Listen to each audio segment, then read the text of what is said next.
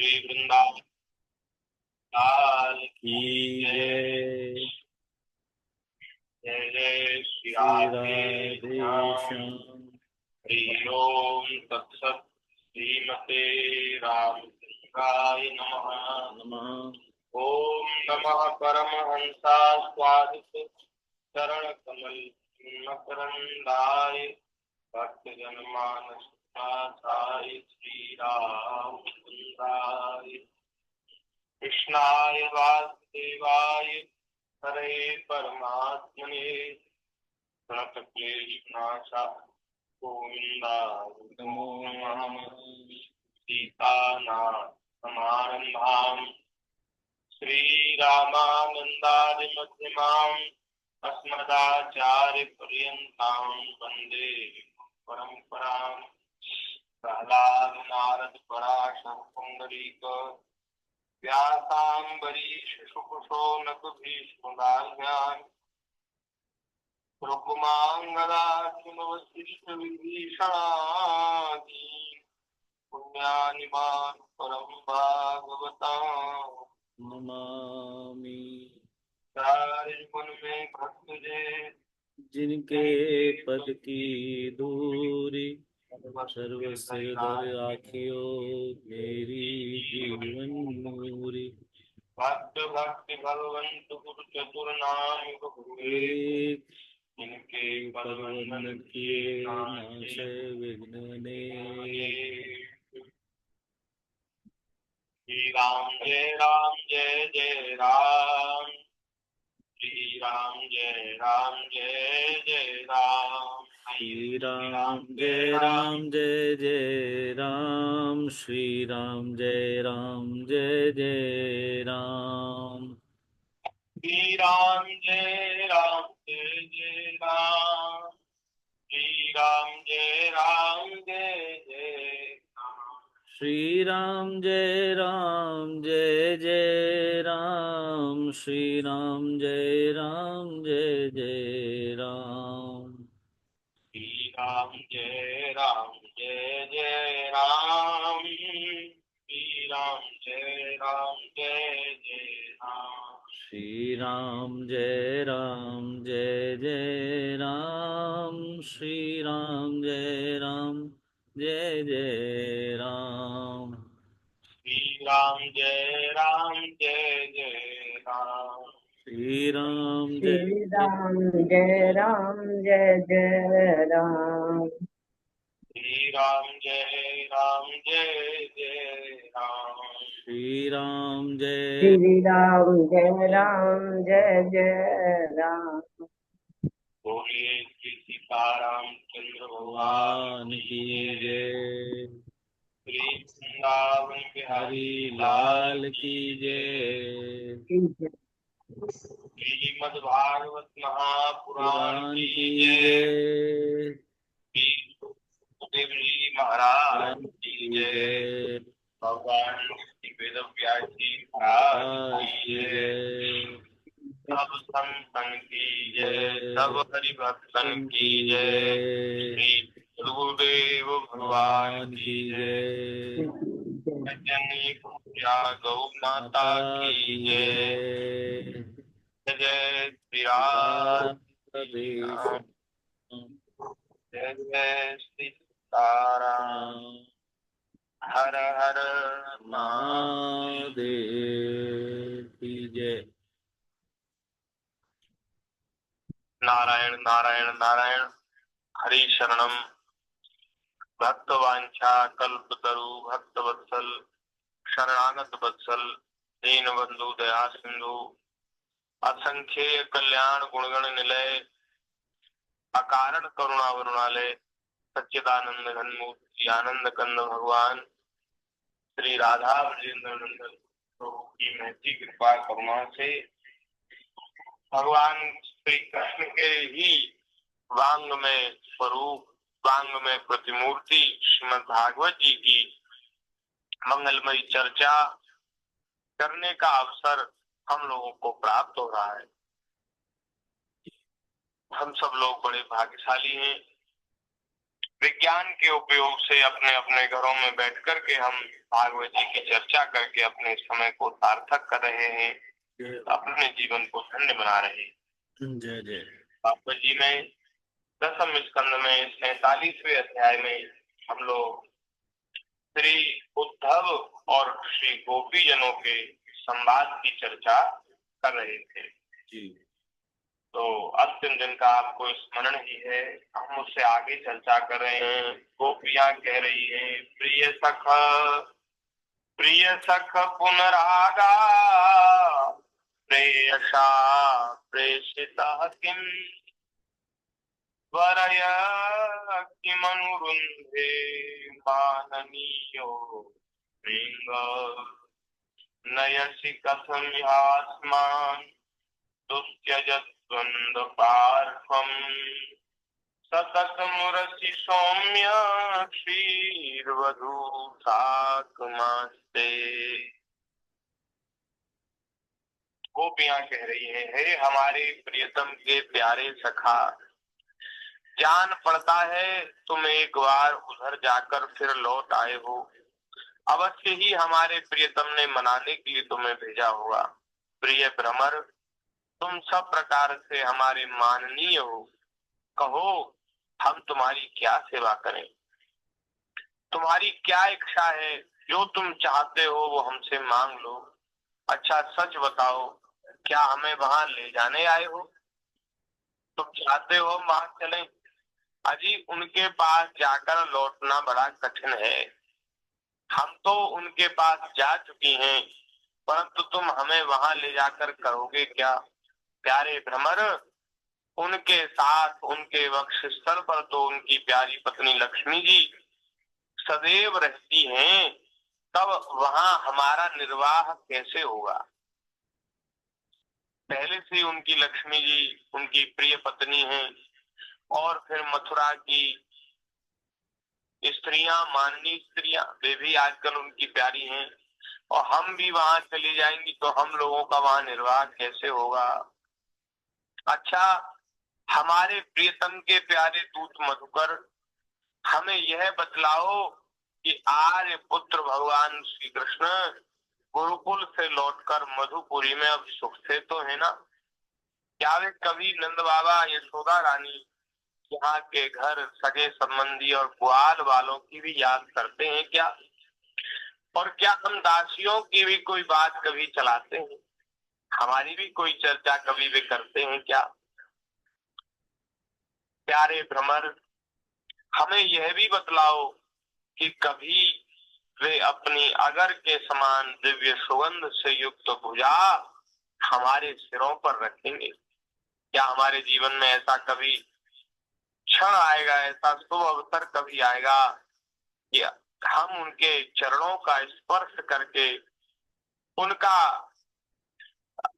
सानिध्य पा करके हम लोग कृतार्थ होंगी? ऐसा हमारे जीवन में कब आएगा समय?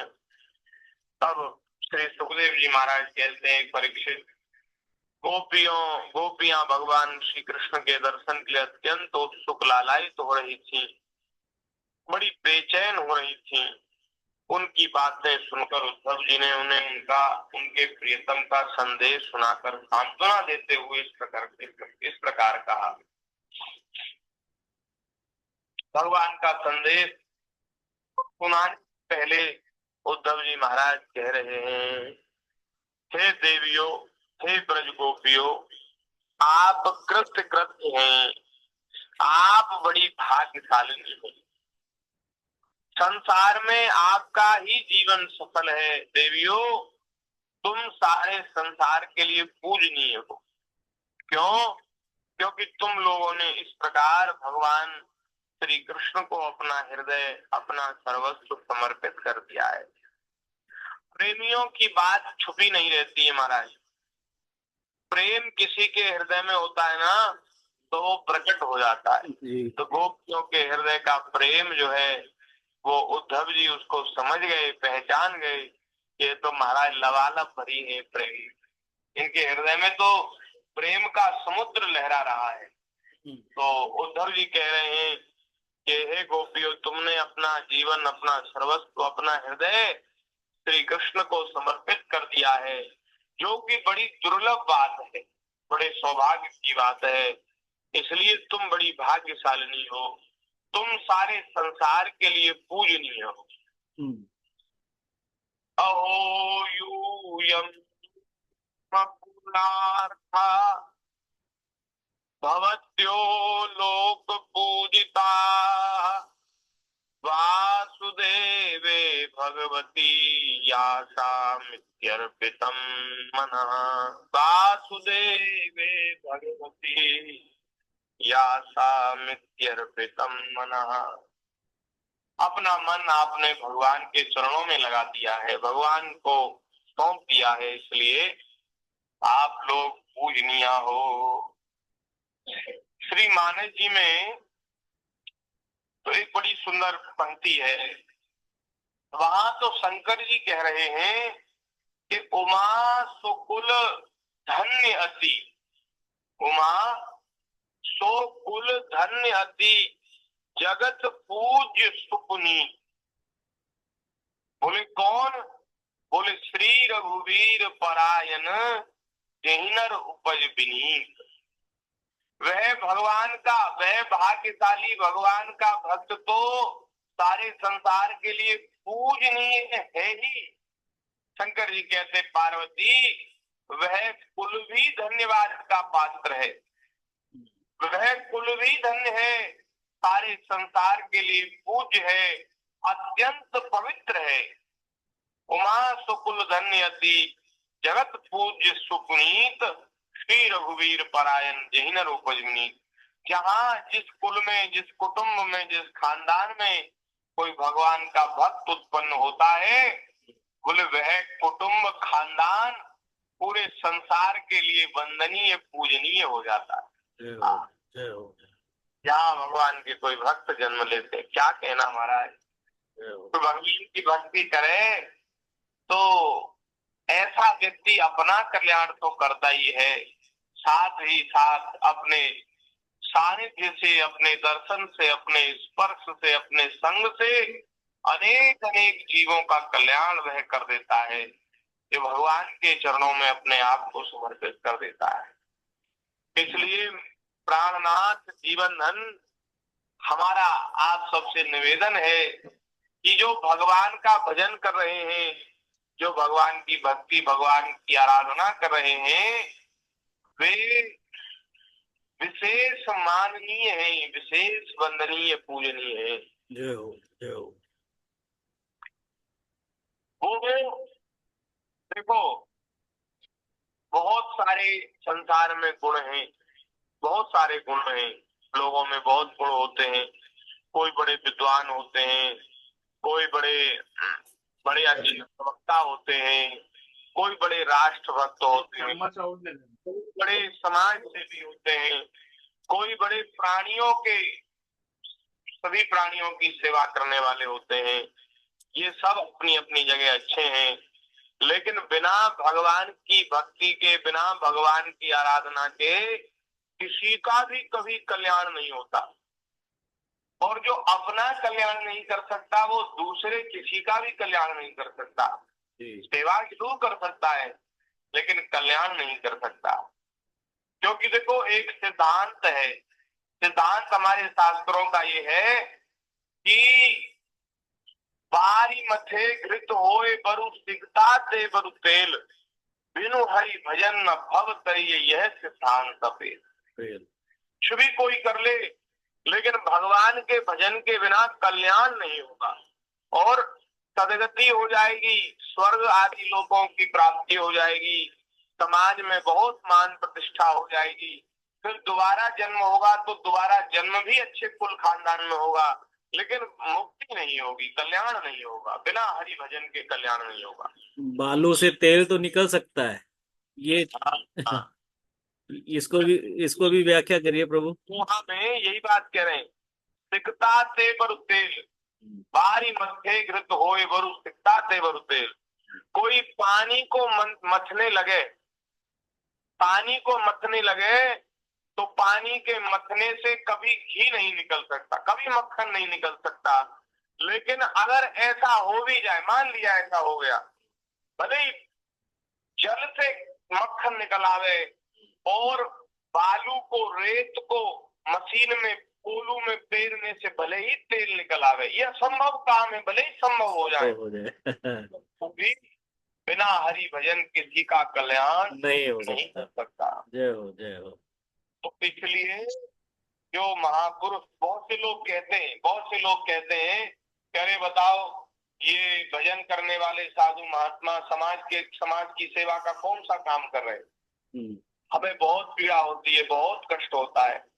ऐसा कहने वाले वे जानते नहीं कि ऐसे जो महापुरुष हैं, जो ईमानदारी से भजन में लगे हैं, भक्ति में लगे हैं, अरे भैया सबसे बड़ी समाज सेवा का काम तो वे ही कर रहे हैं। श्री स्वामी जी महाराज कहते थे कि संसार को सुधारने की कोशिश मत करो, अपना सुधार कर लो। अपना सुधार कर लिया तो समाज की बहुत बड़ी सेवा हो गई। ऐसा स्वामी जी कोई भगवान की ओर बढ़ता है तो उसके दर्शन से कितने जीवों का कल्याण हो जाता है महाराज। उसके दर्शन से, उसके स्पर्श से, उसकी कृपा से, करुणा से, जिसके ऊपर कृपा कर देता है उससे कितने जीवों का भला हो जाता है, कितना लोगों का कल्याण होता है। तो वे महापुरुष जो भजन करने के लिए आए हैं, वो उनसे आप ऐसी अपेक्षा मत करो कि वे और भी कोई समाज सेवा का काम करें। अरे ये सबसे बड़ी सेवा है, भगवान की भक्ति सबसे बड़ी सेवा वो कर रहे हैं, और दूसरे लोग और भी सेवाएं कर रहे हैं। तो सभी अच्छा है, लेकिन सबसे बढ़िया है भगवान के चरणों का आश्रय लेकर भगवान का आराधन। यही मनुष्य जीवन का फल है, यही संसार में मनुष्य बनने का फल है। संसार में हम मनुष्य बने तो मनुष्य शरीर की सबसे बड़ी उपलब्धि क्या है?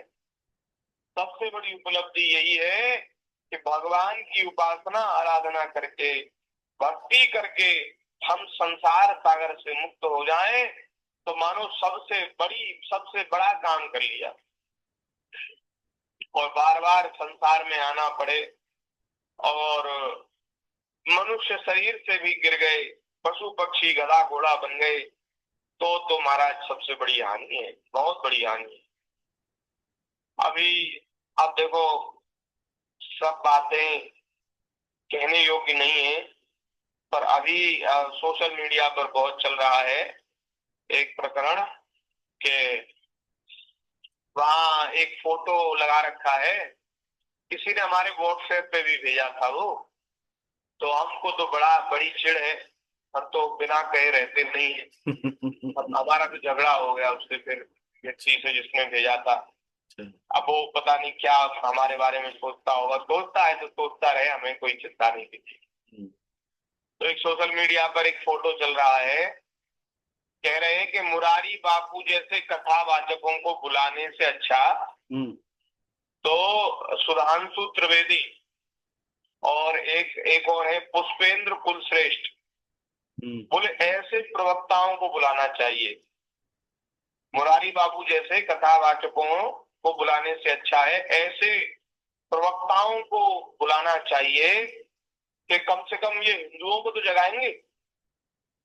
तो मैंने कहा कि भाई ये जो काम कर रहे हैं इनका काम भी सराहनीय है, अच्छा काम कर रहे हैं अपनी जगह। जी बिल्कुल सही। लेकिन आप मुरारी बापू से इनकी तुलना क्यों कर रहे हैं? नहीं, सही बात। मैंने कहा कि मुरारी बापू जैसे महापुरुष जो जिस ऊंचाई पर वे है ना, आध्यात्मिक ऊंचाई पर, उस ऊंचाई पर पहुंचने के लिए कई जन्म लगते हैं, इनको कई जन्म लेने पड़ेंगे तब वहां पहुंचेंगे। मुरारी बापू से इनकी तुलना कैसे हो सकती भाई? उन्होंने अपना जीवन वहां लगा दिया, ठाकुर जी की सेवा में, भगवान की भक्ति में लगा दिया, और कितने लोगों को लाभ उनसे हो रहा है। उन लोगों से पूछो जिन्होंने उनका आश्रय प्राप्त करके कुछ अपने जीवन में कुछ सत्य सदाचार, कुछ दया धर्म को अपने जीवन में लाए हैं, उन व्यक्तियों से पूछो कि उन लोगों को कितना लाभ। तुम तो कथा सुनते नहीं हो, तुम्हें तो कथा सुननी नहीं है, बेकार की बातें उलझने करनी है, तो तुम लोग क्या जानो कि वो महापुरुष समाज को कितना बड़ा लाभ प्राप्त करा रहे। तो ये बात है। या महापुरुषों के बारे में लोग अरे ये क्या समाज सेवा कर रहे हैं, ये क्या राष्ट्र का भला कर रहे हैं, क्या देश का भला कर रहे हैं, इनको करने की जरूरत नहीं, इनको करने की जरूरत, ये तो अपने मन से कोई बात सोच ले ना तो हो जाती है बात। ये तलवार लेकर हाथ में निकले और शस्त्र लेकर चलाएं लोगों के ऊपर, उसकी जरूरत नहीं है। ये तो भैया अपनी कुटिया में बैठकर समाज का हित चिंतन करते हैं, उससे ही सारे कल्याण, सारे संसार का कल्याण होता है।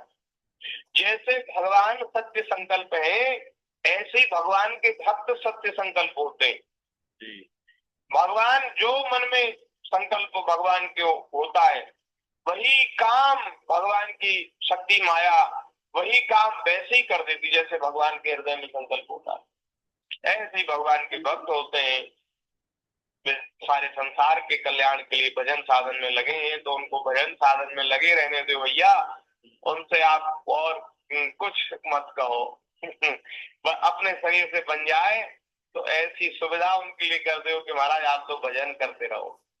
हाँ, तो उद्धव जी कह रहे हैं कि हे गोपियों, तुम लोग धन्य हो, तुम सारे संसार के लिए वंदनीय पूजनीय, लोग पूजता हो तुम। आगे कह रहे हैं कि दान व्रत तप होम जप वेदाध्ययन ध्यान धारणा समाधि और कल्याण के अन्य विविध साधनों के द्वारा भगवान की भक्ति प्राप्त हो, यही प्रयत्न किया जाता है। जितने भी अच्छे अच्छे काम हैं, जितने भी साधन हैं, उनके द्वारा उन सबका चरम फल यही है कि उनसे भगवान के चरणों में हमारा प्रेम हो जाए, की भक्ति प्राप्त हो जाए। और यह बड़े सौभाग्य की बात है देवियों, तुम लोगों ने पवित्र कीर्ति भगवान श्री कृष्ण के प्रति वही सर्वोत्तम प्रेम भक्ति प्राप्त कर ली है और उसी का आदर्श स्थापित किया है, जो बड़े बड़े ऋषि मुनियों के लिए भी अत्यंत दुर्लभ है। मुनि नाम भी दुर्लभा, भगवान की भक्ति कोई सामान्य नहीं है। मुनि नाम भी दुर्लभा, ऋषि मुनियों के लिए भी दुर्लभ है, बड़े बड़े देवताओं के लिए भी, सिद्धों के लिए भी दुर्लभ है। वह भक्ति आपको इस स्त्री शरीर में प्राप्त हो गई, तो इसका मतलब ये है, इससे ये सिद्ध होता है कि आप लोगों ने सारे पुण्य साधन कर लिए, सब दान कर लिए, सब व्रत तप होम जब वेदाध्ययन ध्यान धारणा समाधि सब कुछ तुमने कर लिया, क्योंकि भगवान के चरणों में तुम्हारा प्रेम हो गया। सचमुच यह कितने सौभाग्य की बात है कि तुमने अपने पुत्र पति देह स्वजन और घरों को छोड़कर पुरुषोत्तम भगवान श्री कृष्ण को, जो सबके परम पति हैं, सबके स्वामी हैं, उनको अपने प्रियतम के रूप में वर्ण किया है, अपना सर्वस्व तुमने उनको माना है। हे गोपियों, तुम महान भाग्यवती हो, तुम महान भाग्यवती हो, महाभागा हो। भगवान श्री कृष्ण के वियोग से तुमने उन इंद्रियातीत परमात्मा के प्रति वह भाव प्राप्त कर लिया है जो सभी वस्तुओं के रूप में उनका दर्शन कराता है, जो सब में भगवान का दर्शन करा देता है, वह भाव तुमको प्राप्त हो गया है। बोलिए भक्त वत्सल भगवान की जय। उद्धव जी महाराज समझ गए हैं, उनको इस बात का अनुभव हो गया है कि अब श्री कृष्ण इनके लिए दूर देशीय नहीं है, परदेशी नहीं है ठाकुर जी इनके लिए, इनके पास ही हैं। अरे वे तो इनकी रग रग में है, वे तो इनके रोम रोम में है, क्योंकि इनके हृदय में वह ज्ञान वह भक्ति प्रतिष्ठित हो गई है जो चराचर सभी प्राणियों में तिनके तिनके में कण कण में श्री कृष्ण का दर्शन करा देती है, वह भक्ति इनको प्राप्त हो गई है। तुम लोगों का यह भाव मेरे सामने भी प्रकट हुआ, यह मेरे ऊपर तुम देवियों की बड़ी ही दया है। ये उद्धव जी कह रहे हैं कि तुमने ये बात मेरे सामने भी प्रकट कर दी, कि जहां देखो वहीं श्री कृष्ण का दर्शन गोपियों को हो रहा है। और ये दर्शन गोपियों ने उद्धव जी को भी कराया। सब जगह भगवान ही भगवान दिख रहे। जय हो। तो इस दृश्य को देखकर गोपियों के हृदय की जो भाव दशा है, स्थिति है, उसका अनुभव करके उद्धव जी बड़े गदगद हो रहे हैं। वे कह रहे हैं कि मैं अपने स्वामी का गुप्त काम करने वाला उनका सेवक हूँ, उनका दूत हूँ। तुम्हारे प्रियतम भगवान श्री कृष्ण ने तुम लोगों को परम सुख देने के लिए यह प्रिय संदेश भेजा है। हे कल्याणियों, वही लेकर मैं तुम लोगों के पास आया हूँ। अब उसे सुनो। अब भगवान श्री कृष्ण का संदेश सुना रहे हैं। भगवान ने तुम्हारे लिए कहा है, ठाकुर जी ने कहा है कि मैं सबका उपादान कारण होने से सबका आत्मा हूँ, सबके भीतर अंतर्यामी रूप से रहता हूँ, इसलिए मुझसे कभी भी तुम्हारा वियोग नहीं हो सकता। जैसे संसार के सभी भौतिक पदार्थों में आकाश, वायु, अग्नि, जल और पृथ्वी, यह 5 भूत ही व्याप्त हैं, इन्हीं से सब वस्तुएं बनी हैं, वैसे ही मैं मन, प्राण, पंचभूत, इंद्रिय और उनके विषयों का आश्रय हूँ। वे मुझ में है, मैं उनमें हूँ, और सच पूछो तो मैं ही उनके रूप में प्रकट हो रहा हूँ। मन के रूप में भी भगवान, प्राण तो भगवान है ही। प्राण जो जो आत्मा है वो तो भगवान है ही, भगवान का अंश है। पंचभूत, ये जो वायु, आकाश, अग्नि, जल और पृथ्वी, ये भी भगवान का ही स्वरूप है। और इंद्रिय और इंद्रियों के विषय, उनका आश्रय भगवान कह रहे मैं हूँ, सबके रूप में मैं ही प्रकट हो रहा हूँ। अब बताओ, भगवान से अलग कोई चीज है ही नहीं। जिन पंचभूतों से शरीर बना है वो पंचभूत भी भगवान, हमारा मन भी भगवान, हमारे प्राण भी भगवान, हमारी इंद्रिय भी भगवान, और इंद्रियों से हम जिन विषयों का स्पर्श कर रहे हैं, विषयों का संग कर रहे, वे भी भगवान। बताओ, भगवान ही भगवान में खेल रहे हैं। सब जगह भगवान ही भगवान है। श्री कृष्ण ही श्री कृष्ण चाहे हैं।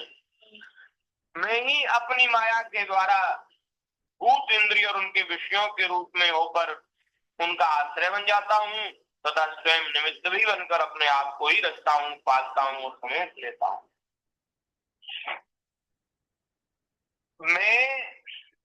मैं ही सृष्टि की रचना करता हूँ, स्वयं निमित्त बनकर, और पालन करता हूँ, और मैं ही इसको अपने आप में समेट लेता हूँ।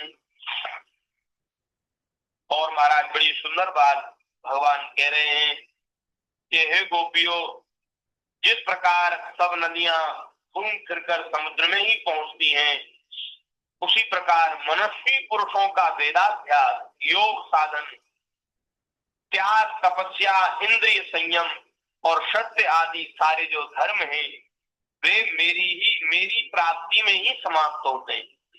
सबका सच्चा फल है मेरा साक्षात्कार, क्योंकि वे सब मन को निरुद्ध करके मेरे पास पहुंचाते हैं। हे गोपियों, इसमें संदेह नहीं कि मैं तुम्हारे नयनों का ध्रुव तारा हूँ, तुम्हारा जीवन सर्वस्व हूँ, किंतु मैं जो तुमसे इतना दूर रहता हूँ उसका एक कारण है। क्या कारण है? वह यही है कि तुम निरंतर मेरा स्मरण कर सको, मेरा ध्यान कर सको। शरीर से दूर रहने पर भी मन से तुम मेरी सन्निधि का अनुभव करो, अपना मन मेरे पास रखो, क्योंकि स्त्रियों और अन्य प्रेमियों का चित्त अपने परदेशी प्रियतम में जितना निश्चल भाव से लगा रहता है, उतना आंखों के सामने पास रहने पर नहीं लगता। बात समझ में आई? किसी से प्रेम करता है कोई, तो उस प्रेमी में चित्त तब अधिक लगता है जब वह हमारे पास नहीं होता, और पास जब रहता है तो उतना नहीं लगता, पास नहीं रहता तब ज्यादा लगता है। तो इसलिए मैं तुमसे दूर रहता हूँ। हाँ, ये देखो कितना अद्भुत है, कितना अद्भुत प्रेम का स्वरूप है। देखो, यही सच्चा प्रेम है। हम हमारा प्रेम, परस्पर प्रेम बढ़ता रहे। मैं तुमसे दूर नहीं रहना चाहता और तुम भी मुझसे दूर नहीं रहना चाहती, लेकिन फिर भी मैं तुमसे दूर इसलिए रहता हूं कि हम लोगों का प्रेम, हमारा परस्पर प्रेम बढ़ता रहे।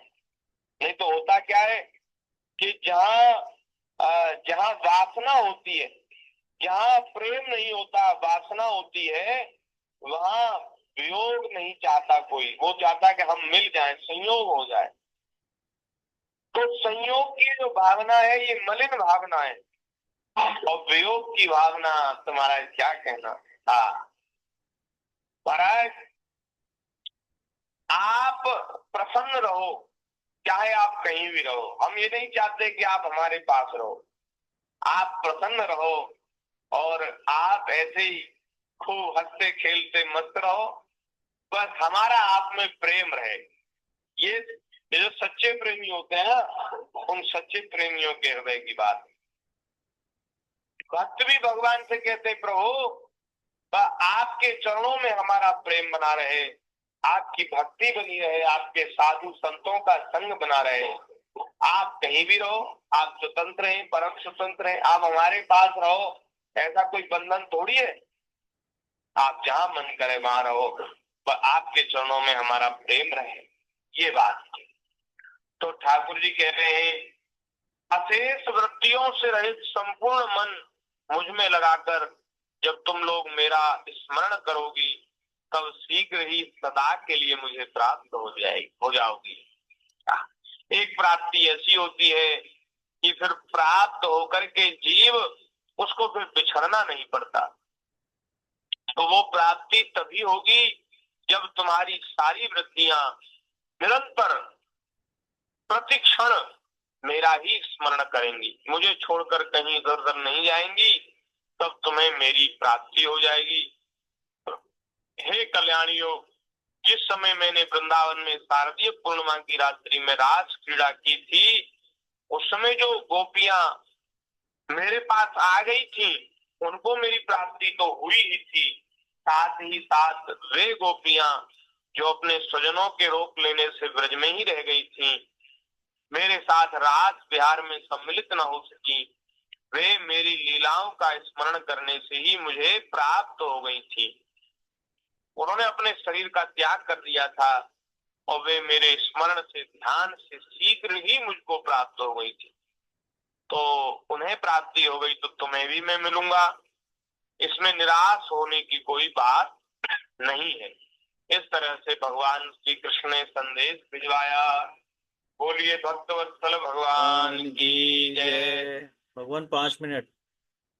हाँ, श्री सुखदेव जी महाराज कहते, परीक्षित, अपने प्रियतम श्री कृष्ण का यह संदेशा सुनकर गोपियों को बड़ा आनंद हुआ। उनके संदेश से उन्हें श्री कृष्ण के स्वरूप और एक एक लीला की याद आने लगी, और महाराज प्रेम में भरकर वे भगवान की लीलाओं का गान करने लगी, भगवान का स्मरण करने लगी। अद्भुत महाराज। और स्मरण करते करते इतनी अधीर हो गई, इतनी व्याकुल हो गई कि बहुत ऊंचे स्वर में, आर्त स्वर में श्री कृष्ण को पुकारने लगी, हे नाथ, हे रमानाथ, ब्रजनाथार्तिनाथन, मग्न मुद्दर गोविंद गोकुलम ब्रजनार्णवा। जब कोई प्रेम से भगवान का स्मरण करता है, भगवान की लीलाओं का गान करता है, वो महाराज उसको देखने में और उसको सुनने में जो सुख मिलता है, उसको वर्णन नहीं किया जा सकता। आप सोचिए, वो जो भगवान की लीलाओं का स्मरण करके इतना सुख प्राप्त कर रहा है, वो तो पता नहीं किस सुख में डूबा है। उसको सुनने वाला, उसका दर्शन करने वाला भी आनंद में मग्न हो जाता है, जो प्रेम से भगवान की लीलाओं का गान कर रहा है। तो यहाँ गोपियों ने बड़े प्रेम से गाया, बहुत आनंद में भरकर गाया, और वे तो अंत में गाते गाते एकदम मौन हो गई। शरीर में पुलकावली छा गई, नेत्रों में आंसू बहने लगे, वाणी गदगद हो गई, अवरुद्ध हो गई। और उस उनकी भाव दशा का दर्शन करके उद्धव जी भी बड़े व्याकुल हो गए। और उद्धव जी ने कहा कि हे गोपियों, तुम धन्य हो।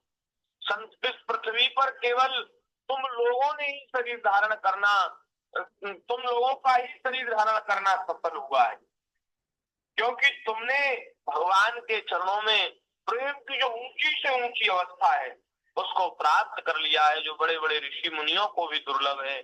मुक्त पुरुष भी जिसको चाहते हैं वह भगवान की भक्ति तुम लोगों को प्राप्त हो गई है। हे गोपियों, अब तो मेरे लिए सबसे अच्छी बात यही होगी कि मैं वृंदावन धाम में, ब्रजमंडल में कोई झाड़ी, कोई लता पता, कोई वृक्ष, कोई औषधि ही बन जाऊं। क्यों? आप क्यों लता पता बनना चाहते हो? इतना बढ़िया मनुष्य शरीर आपको प्राप्त हुआ है। बोले मनुष्य शरीर तो ठीक है, लेकिन मैं ब्रज की कोई लता पता, कोई घास, कोई औषधि बनकर रहना चाहता हूँ। क्योंकि जब शरीर तो इसमें अहंकार होता है, ये तो बाधा बनेगा। मुझे तुम्हारे चरणों की रज मिल जाए, इसलिए मैं कोई छोटी मोटी कोई फूल पत्ती औषधि बनना चाहता हूँ, घास बनना चाहता हूँ ब्रज की। क्योंकि देखो, जब आप ब्रज की इन गलियों में होकर, ब्रज के इन जंगलों के जो मार्ग हैं उनमें होकर निकलोगी, तो वहां जो घास है, छोटी छोटे जो लताएं हैं, छोटी छोटी जो औषधियां हैं, उनके ऊपर तुम्हारी चरणों की रज पड़ेगी। जो ज्यादा ऊंचे जो वृक्ष हैं वहां तक तो रज नहीं जाएगी, इसलिए मैं तो छोटी मोटी जड़ी बूटी, लता, झाड़ी और औषधि बनना चाहता हूँ, घास बनना चाहता हूँ, कि जिससे मैं तुम्हारे चरणों की रज प्राप्त कर सकूं। जय हो, जय हो, जय हो। आपके चरणों की रज में स्नान करके मैं धन्य हो जाऊंगा। धन्य है गोपियों, देखो तो सही, जिनको छोड़ना अत्यंत कठिन है, उन स्वजन संबंधियों तथा लोक वेद की सब मर्यादा का परित्याग करके तुमने भगवान की पदवी, उनके साथ तन्मयता, उनका परम प्रेम प्राप्त कर लिया, जिसके लिए वेदों की ऋचाएं भी जिनको ढूंढती रहती हैं, कभी प्राप्त नहीं कर पाती, उन भगवान श्री कृष्ण में तुम्हारी तन्मयता हो गई। और अंत में उद्धव जी कह रहे, वंदे नंद ब्रजस्त्री नाम पाद पाद रेणुम भीक्षण सह यासाम हरि कथोद्गीतम पुनाति भुवनत्रयम्। हे ब्रज गोपियों, मैं बार बार आपके चरण धूलि को प्रणाम करता हूँ, आपके चरणों को प्रणाम करता हूँ, आपके चरणों में लगी एक एक धूल कण को प्रणाम करता हूँ, उसको सिर पर चढ़ाता हूँ। अहो, इन गोपियों ने भगवान श्री कृष्ण की लीला कथा के संबंध में जो कुछ गान किया है वह तीनों लोगों को पवित्र कर रहा है, वो तीनों लोगों को पवित्र कर रहा है और सदा सर्वदा पवित्र करता रहेगा। ये भगवान की कथा जो है केवल श्रोता वक्ता को ही पवित्र नहीं करती, ये पूरे ब्रह्मांड को पवित्र करती है। क्योंकि ये शब्द है ना, ये शब्दों का नाश नहीं होता महाराज। जो ध्वनि है वो आकाश में फैल जाती है और इनका नाश नहीं होता, ये तरंगों में समाहित रहती है और इन तरंगों से अनंत काल तक ब्रह्मांड का, पूरे विश्व का मंगल होता रहता है। तो भगवान के नाम के कीर्तन की और भगवान की कथा की महिमा इसीलिए है क्योंकि इसमें वाणी से जो शब्द स्फुरित होते हैं, प्रकट होते हैं, वे सारे विश्व का, पूरे ब्रह्मांड का मंगल करते हैं। वो हवा के माध्यम से पूरे ब्रह्मांड में विचरण करते हैं, जहां जाते हैं वहां मंगल करते हैं। तो उद्धव जी कह रहे हैं अभी तो पवित्र कर ही रही है, आज की जो आपने जो लीला कथा भगवान की गाई है वो तो सदा सर्वदा पवित्र करती रहेगी। श्री सुखदेव जी महाराज कहते हैं कि इस प्रकार से उद्धव जी